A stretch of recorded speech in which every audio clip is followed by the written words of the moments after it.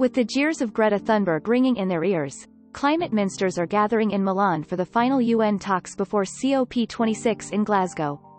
The Swedish activist criticized the efforts of politicians to tackle climate change as 30 years of blah, blah, blah. But despite the mockery, ministers say some progress is being made on a range of issues. The pre-COP meeting in Italy's financial capital lasts until Saturday. Earlier this week, Greta Thunberg lambasted the efforts of political leaders at a youth climate summit. She was one of 400 young people who came to Milan to formulate a response to rising temperatures that will be presented to ministers here on Thursday. Ms. Thunberg will meet Italy's Prime Minister Mario Draghi on Thursday.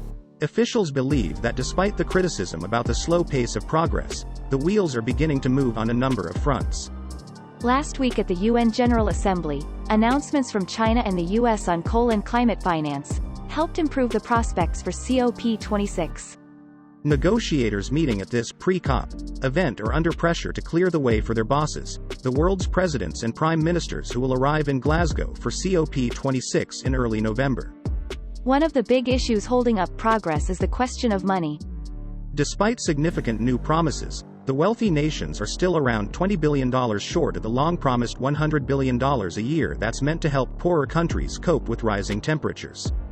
Isn't it ridiculous that in the midst of a $1 trillion emergency response economy that we're seeing right now, we are haggling over a $20 billion price tag to essentially unleash hundreds of billions of dollars, if not trillions of dollars of developing country investments, said the head of UNDP Achim Steiner. Mr. Steiner is a senior leader in the UN and has been a close observer of the climate talks process for many years.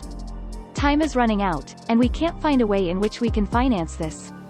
It's just not acceptable, he told BBC News.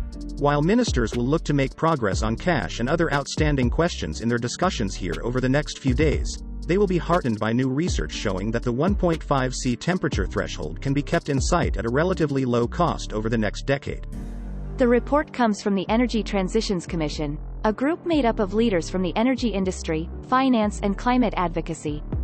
They outline 6 actions that could be taken by companies and countries which would go beyond the carbon cutting plans and would limit warming to 1.5°C. The key steps include: the 1.5°C threshold is absolutely technologically possible at costs which the global economy could easily absorb, said Adair Turner, the chair of the Energy Transitions Commission.